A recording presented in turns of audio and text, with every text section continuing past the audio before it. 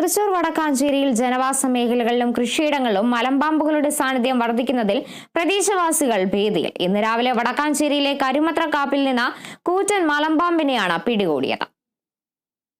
കാപ്പിയിൽ താമസിക്കുന്ന പട്ടത്തിൽ വീട്ടിൽ പ്രദീപിന്റെ പുരയിടത്തിൽ നിന്നാണ് ഏകദേശം 2 മീറ്റർ നീളം വരുന്ന ഭീമൻ മലമ്പാമ്പിനെ കണ്ടെത്തിയത്. ഉടൻ തന്നെ നാട്ടുകാർ വിവരമറിയിച്ചതിനെ തുടർന്ന് സ്ഥലത്തെത്തിയ അമലയിലെ RRT സംഘം പാമ്പിനെ സുരക്ഷിതമായി പിടികൂടി ഉൾവനത്തിലേക്ക് തുറന്നുവിട്ടു.